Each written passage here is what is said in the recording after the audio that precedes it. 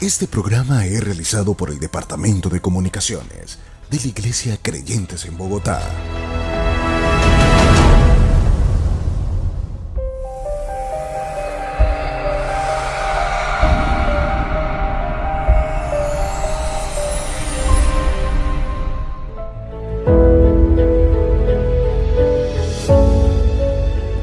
Somos Conexión Radio, transmitiendo desde Bogotá. Estableciendo el reino de Dios desde el cielo para tu vida.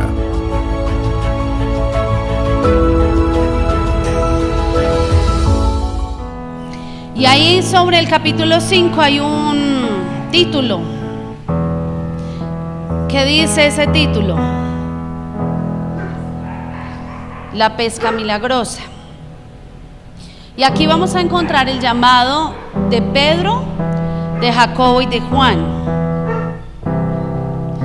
Y vamos a leer desde el versículo 1 rápidamente. Dice: y aconteció que estando Jesús junto al lago de Genesaret, el gentío se agolpaba sobre él para oír la palabra de Dios. Y vio dos barcas que estaban cerca a la orilla del lago, y los pescadores habían descendido de ellas lavando sus redes. Y entrando en una de aquellas barcas, la cual era de Simón, le rogó que la apartase de tierra un poco, y sentándose enseñaba desde la barca a la multitud. O sea que usó la barca de tarima, ¿cierto? Dice: cuando terminó de hablar, dijo a Simón: boga mar adentro y echad vuestras redes para pescar.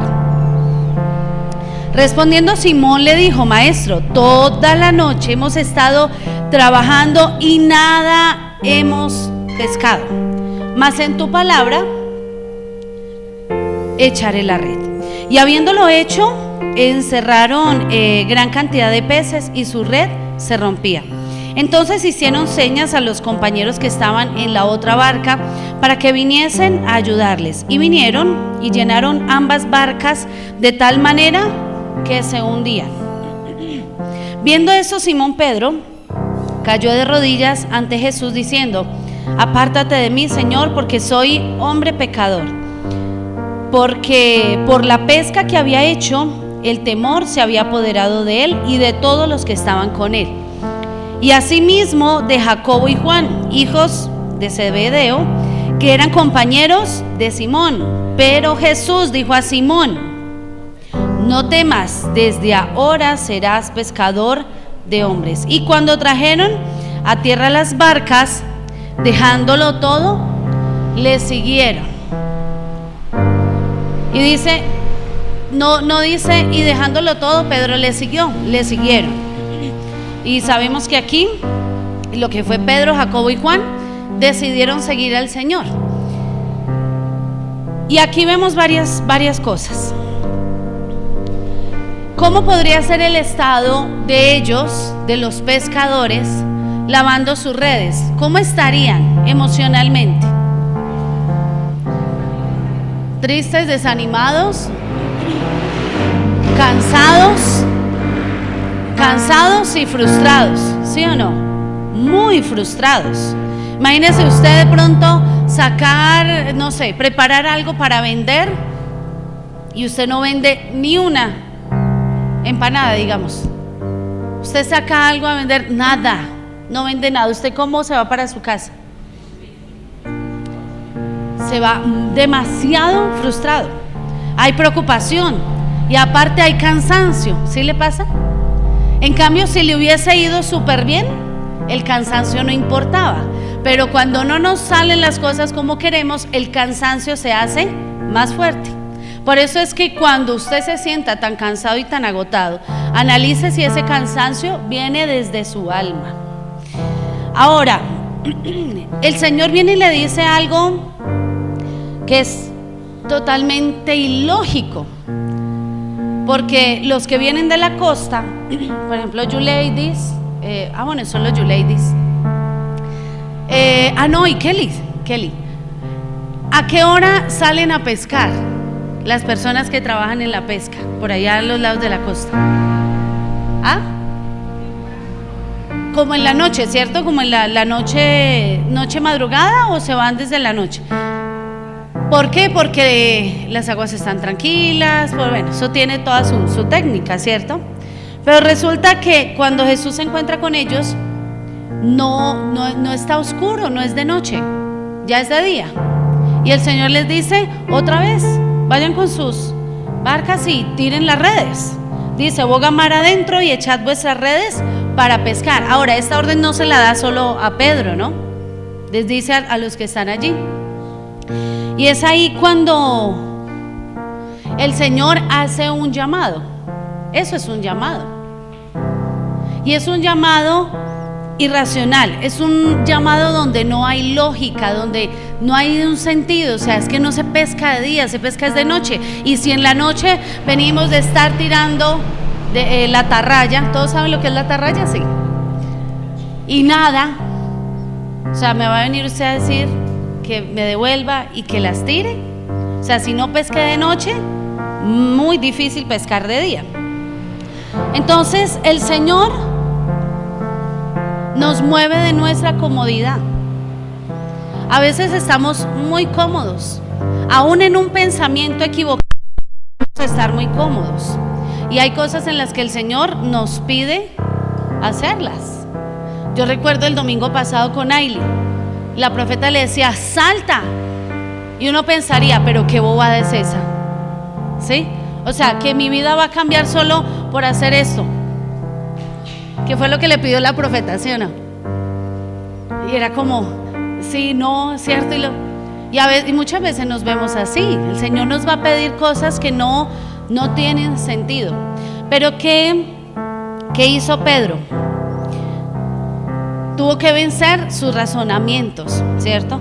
Tuvo que vencer la lógica humana, tuvo que vencer sus argumentos y aún hasta su experiencia. Porque si hablásemos humanamente, ¿quién tenía más experiencia en la pesca? ¿Pedro o el Señor Jesús? Pedro, humanamente, porque Jesús no se dedicaba a la pesca. Jesús era ¿qué? Carpintero. Lo que Jesús aprendió desde pequeño fue la carpintería, no la pesca. Entonces Pedro aún tuvo que vencer o dejar a un lado o hacer a un lado aún su experiencia. Obviamente sabemos que el Señor todo lo sabe y tiene autoridad sobre todo, obviamente.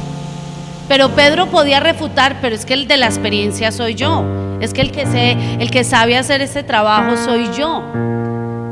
Pero aún así, Pedro dice: mas en tu nombre, versículo 5, respondiendo Simón le dijo: maestro, toda la noche hemos estado trabajando y nada hemos pescado. Pero Pedro fue atrevido, dijo: mas en tu nombre, y atrevido en el buen sentido, ¿no? Mas en tu nombre, ¿qué? Echaré la red. O sea, ya las estamos lavando, las vamos a ensuciar otra vez. Bueno, como por la última, porque realmente Pedro aquí no lo hace con fe, o sea, con toda la fe, no creo. Él estaba frustrado y viene un hombre y le da una palabra. Pero ¿qué pasó? Esa palabra produjo algo en Pedro y en los que estaban ahí, y especialmente en Jacobo y en Juan también. Esa palabra de Jesús produjo algo que hizo que él no se dejara llevar por la frustración o por los argumentos de decir: pero es que estamos lavando las redes y las vamos a ir a ensuciar otra vez, ¿para qué? Pero algo se provocó en sus corazones. Es decir, que decide creer a pesar de. Y a nosotros, en muchas circunstancias de nuestra vida, nos toca tomar esa misma decisión. Nos toca decidir creer a pesar de. Y muchas veces a pesar de nosotros mismos. Porque mire, yo en estos días he estado como analizando algo, y es que una de las armas que usa el enemigo y que considero yo que es de las más efectivas, lastimosamente, es la culpa. ¿Sí? Todos luchamos por tener baja autoestima, o sea, todos hemos tenido que luchar con la baja autoestima, ¿o no? Que usted no se siente capaz, que usted tiene miedos, que usted dice, pero no, pongan a otro, yo soy muy malo, yo no soy tan santo, yo no soy tan puro, ¿cierto? Y más cuando fallamos en medio del camino con una decisión, con miles de cosas en las que podemos fallar. Y hay muchos cristianos que están atados, estancados, y es por la culpa. Y resulta que a nosotros nos toca creer a pesar aún de nosotros mismos. No, es que yo no soy capaz, pero el Señor lo está llamando a usted a algo. ¿Qué le dice después el Señor a Simón en el versículo 10? Asimismo de Jacobo y Juan, hijos de Zebedeo, que eran compañeros de Simón. Pero Jesús dijo a Simón, ¿qué le dijo? ¿Si tienen Biblia o no, servidores? ¿Si trajeron la espada? ¿O se fueron a la guerra sin arma?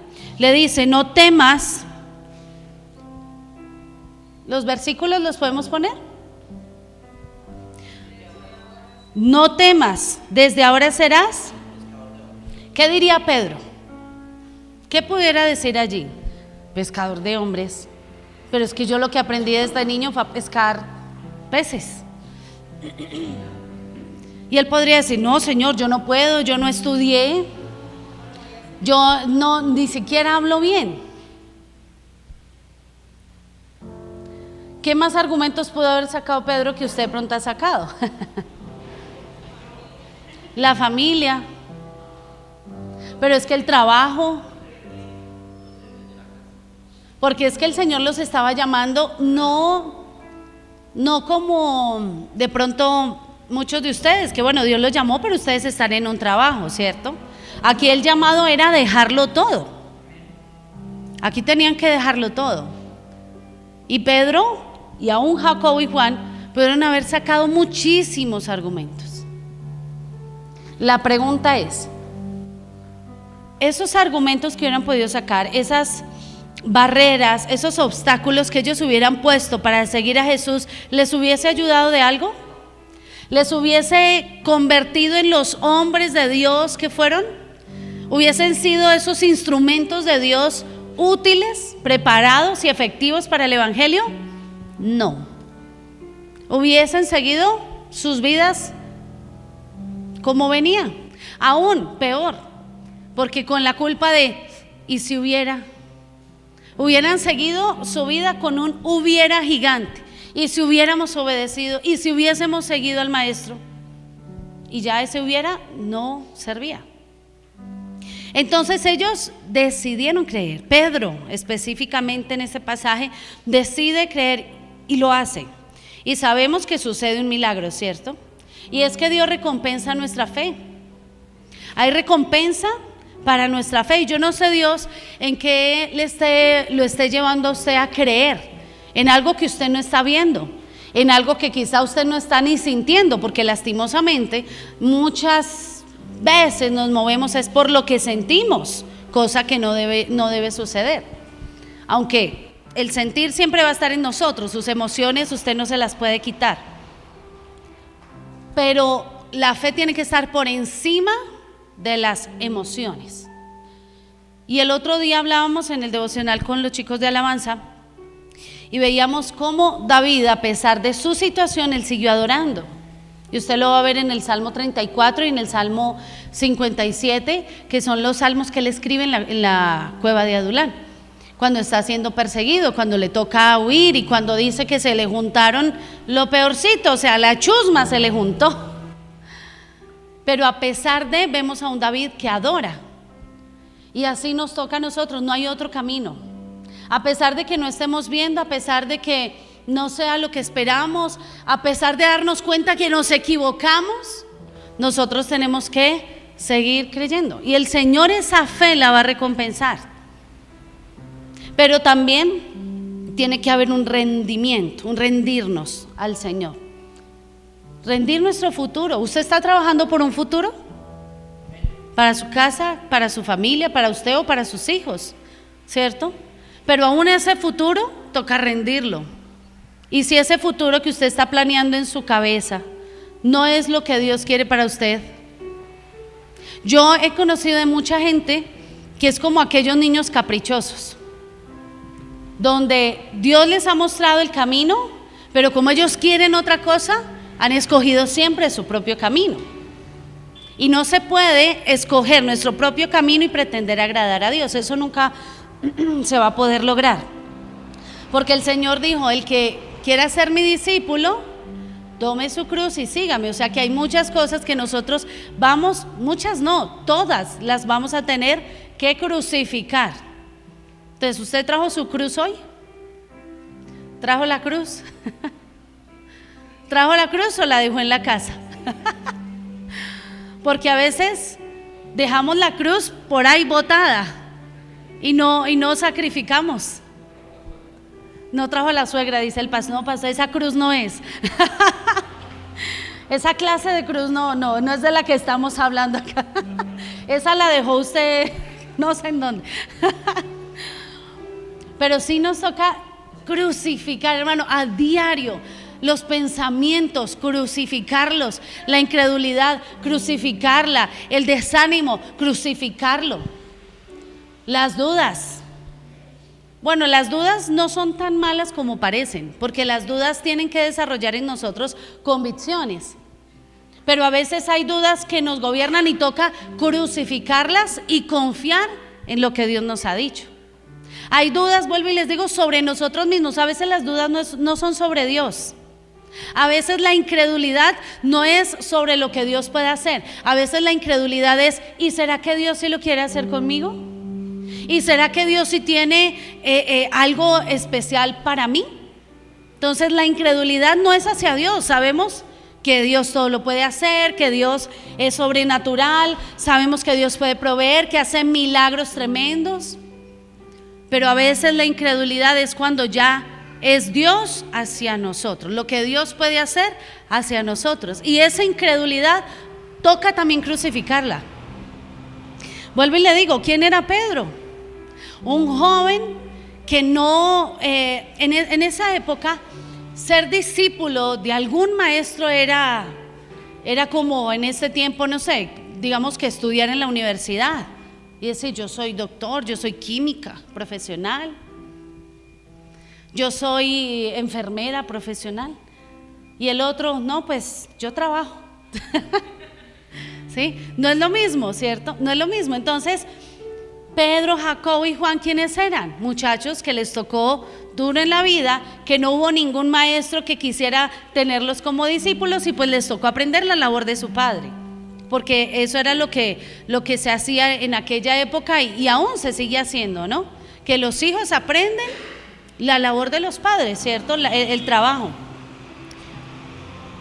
Y ellos aparentemente no calificaban para ser discípulos del gran maestro. No calificaban. De hecho, se dice que Pedro no era que fuese tan bien hablado. Sí, no era tan buena gente y lo vemos, era impulsivo. ¿Y cómo es una persona impulsiva? Es ofensiva, ¿cierto? Es tosca. Ese era Pedro. ¿Calificaba para ser un buen discípulo del Señor? A nuestros ojos no. Pero después lo vemos convirtiendo. Ahora, tuvo que vivir un proceso. muy bonito hasta aquí lo de Pedro y gloria a Dios, dejaron las redes y lo siguieron. Por eso usted tiene que dejar Facebook, Instagram, TikTok. Deje sus redes y siga al Señor. Pero después vemos el proceso de Pedro cuando niega al Señor Jesús. Y el bendito gallo. Yo recuerdo que una vez prediqué acerca de esto y siempre lo tengo en mi cabeza. ¿Qué sentía Pedro cada que en las mañanas escuchaba un gallo cantar después de ese suceso? Pero eso también lo tuvo que crucificar, porque él no podía vivir de la culpa y de lo que experimentó cuando se cumplió lo que el Señor le dijo. Antes de que cante el gallo me negarás 3 veces, ¿cierto? Y aún eso, en eso también tuvo que descansar y crucificar sus emociones, sus sentimientos, la culpa, el yo no puedo, el se acuerda lo que usted hizo, es que, porque ahí es donde viene el acusador en forma de gallo. Ahí es donde viene el acusador, en ciertas situaciones de nuestra vida viene el acusador y dice, siempre, es que tú siempre, es que si ves otra vez. Y eso también toca crucificarlo, porque donde Pedro se quede ahí, termina como Judas, quitándose la vida. Y intentó Pedro retroceder, porque ustedes recuerdan cuando vuelve otra vez a sus barcas y deja de ser pescador de hombres y se vuelve a ser pescador de peces. Y era lo que Dios quería para él. Ay, es que yo soy tan humilde, a veces es una falsa humildad. Yo soy tan humilde, yo no merezco nada. No, yo me quedo acá, yo me quedo aquí. Y el Señor, no, levántese, necesito que se levante, que salga de ahí. No, Señor, soy tan indigno, pobrecito de mí. No, es que yo soy miserable de mí. Y el Señor, eso no me sirve de nada, necesito que se levante. Si Pedro se hubiese quedado en esa barca, ¿hoy tendríamos las cartas de Pedro? No. ¿Hubiese sido el apóstol que le predicó a miles y conocieron del evangelio? Si se hubiese quedado en la barca, no. Y ahí es donde usted tiene que ir a la palabra, porque nuestra vida tiene que verse ahí, reflejada, como un espejo. Eso dice la misma palabra, ¿no? Que la Biblia, o sea, la palabra de Dios es como un espejo, y usted en un espejo se ve si tiene lagañas, si está mal peinado, si tiene el pelo erizado, si está despelucado, o si está lindo y bello, si tiene bien la corbata, ¿cierto? Ahí usted se ve si está bien o si está mal. Y muchos de nuestros pensamientos se ven mal cuando nosotros vemos nuestro reflejo en la palabra, porque son pensamientos contrarios a la palabra. Y si nos quedamos en esos pensamientos contrarios y no crucificamos los pensamientos, no vamos a lograr ser verdaderamente unos discípulos del Señor.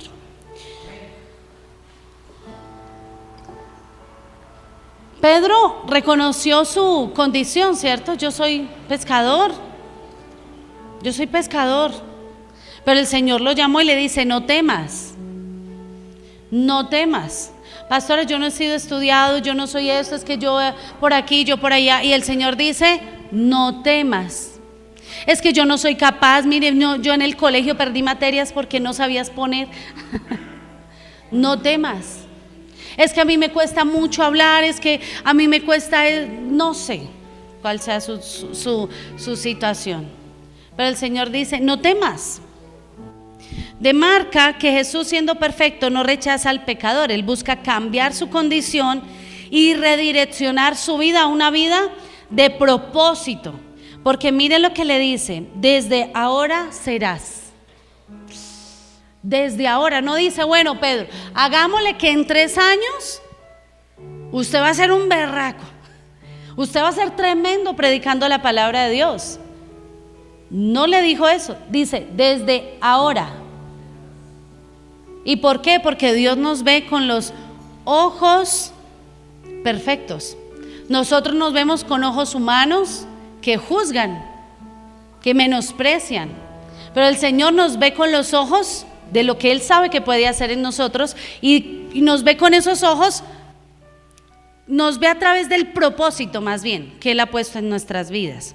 Entonces dice, no temas, desde ahora serás pescador de hombres. Uy, qué tremendo. Dice que le siguieron. ¿Y por qué mejor no se emocionaron y le pidieron a Jesús que viniera más seguido para ellos pescar como lo habían hecho? A mí me parece también muy especial esa parte, porque recibieron una pesca gigantesca. Y con eso más de uno diría, este es el machete, muchachos, que Jesús esté acá, que vamos a salir a pescar. No, invitémoslo a comer todas las noches y después de ahí sí salimos a pescar, porque mires. No, viene esa bendición tan grande de la pesca milagrosa, una provisión, y ellos, listo, ahí les dejamos, y se van con el maestro. No se apegaron a ese milagro, no se apegaron a esa bendición. Ellos vieron más allá de la bendición, y nosotros tenemos que ver más allá de la bendición. Mire, es tanta gente que pasa por las iglesias, usted lo sabe. Están en una necesidad. Ay, pastor, ore por mí. Pastor, ore por mí, Y en eso se ven como 15 días o 20, póngale usted, congregándose con un juicio que uno dice, uy, Señor, gracias, el hermano, la hermana despertó, entendió. Después brilla por su ausencia. Y uno dice, ay, Jesucristo, le va a venir otro problema porque es la única manera. Pero ellos vieron más allá. Ellos no se quedaron con el milagro, ellos se quedaron con el Dios de los milagros. Y esa es la gran diferencia. Ellos pudieron ver más allá del milagro, ellos lograron ver el camino, ellos lograron ver la verdad y ellos lograron ver la vida. No solo el milagro, no solo la provisión. Y aquí es donde uno se tiene que preguntar, o le pregunto, pero no me responda, respóndase usted mismo. Cuando a usted le va bien en la economía, usted se congrega con fe. Pero cuando no le va bien en la economía, ¿cómo se congrega usted? Solo ¿cómo se congrega? O sea, un día a la semana, 2 días a la semana. ¿Cómo se acuesta usted? ¿Con fe? ¿Cómo ora usted cuando no le está yendo tan bien? ¿Con fe o no tengo nada para ofrecer? Pero cuando todo va bien, de pronto y sí. O sea que estamos mirando el milagro, estamos mirando la bendición, pero quizá no estamos poniendo nuestros ojos verdaderamente en el autor y consumador de la fe. Jesús llamó a ese día a aquellos que cumplirían su comisión, porque a ellos fueron los primeros a los que se les entregó la gran comisión, ¿cierto? Cuando obedecemos, nuestra vida cambia. Y ese cambio se llama ministerio. No, pastora, yo creo que yo no tengo ministerio porque yo no me identifico ni con apóstol, profeta, evangelista, maestro. No, yo no creo, yo soy servidor. Ser servidor no es un ministerio, usted tiene que ubicarse en alguno de los 5. Y usted sí está buscando a cuál de esos ministerios usted ha sido llamado. ¿Qué tal que usted sea pastor? ¿Qué tal que usted sea pastora? ¿Qué tal que usted sea profeta, evangelista, un maestro de la palabra? Pero usted dice, no, yo soy solo un pescador, soy solo servidor, yo sirvo en la iglesia. No, porque es que mis ocupaciones, mis trabajos, mi esto, lo otro. No, tiene que haber un ministerio allí. Que nada nos mueva para irnos por nuestros propios caminos. Porque vuelvo y les recuerdo, esto está muy bonito hasta acá, pero conociendo la vida de Pedro más adelante, por la falla que cometió Pedro, porque mejor dicho demostró, o sea, quedó plasmada su debilidad, Pedro quiso volver a su propio camino. Él le dijo al Señor en ese momento, él dice, Señor, yo soy pescador, ¿cierto? De peces. Y el Señor viene y le dice, desde ahora serás pescador de hombres. Le cambió el destino, le cambió de camino. Pero en un momento de su vida, en un quiebre de su vida, decidió volver por su propio camino. Y gloria a Dios, el Señor es maravilloso y es bueno. Usted sabe que salió a su encuentro y otra vez le dijo: Pedro, ¿y usted qué está haciendo, mijo? ¿Y a usted quién lo llamó a subirse a esa barca otra vez? Usted se subió a esa barca es cuando yo diga: vamos a cruzar, vamos a hacer. De resto, usted no se me subió a esa barca porque sí. Yo no lo llamé a eso. Y Pedro, gloria a Dios, lo entendió y volvió a retomar el camino que el Señor le había dado. Entonces, cuidémonos, hermano, de nuestras propias emociones, cuidémonos de nuestro propio razonamiento. El racionamiento es el del agua. Nuestro propio razonamiento. Porque ese propio razonamiento nos va a llevar a nuestros propios caminos y ese no será el destino de Dios. Padre, en el nombre de Jesús, en esta mañana ponemos nuestra vida, nuestro corazón delante de tu presencia, Señor, y te pedimos, Señor, que nos ayudes. Ayúdanos, Señor, con este corazón, Señor, que es engañoso, con este corazón, Señor, con estas emociones. Ordena nuestras emociones, ordena nuestros pensamientos, límpianos. Hoy te lo pedimos, limpia, Señor. Limpia nuestra mente de todo pensamiento que se ha levantado contrario a tu propósito, contrario, Señor, a lo que tú quieres para nosotros, Señor. Ayúdanos a discernir cuando, Señor, estamos andando en nuestros propios caminos o cuando estamos verdaderamente en tu voluntad, Señor. Enséñanos a amar el hacer tu voluntad. Enséñanos cada día, Señor, a rendir, a entregar, Señor, a crucificar lo que necesitemos crucificar, Señor. Queremos ser siervos útiles, queremos ser siervos efectivos, queremos ser instrumentos, Señor, realmente de bendición en tus manos, amado Dios. Gracias porque hoy, Señor, nos vuelves a hablar una vez más y queremos, Señor, que nos llenes con tu presencia, que nos des más de tu presencia, más de tu unción, más de ese fuego tuyo en nosotros. Señor, Padre, que disfrutemos, que anhelemos, Señor, el buscar tu presencia. Padre, que los afanes de esta vida, que los afanes de este mundo, Señor, no apaguen tu voz en nosotros. Que los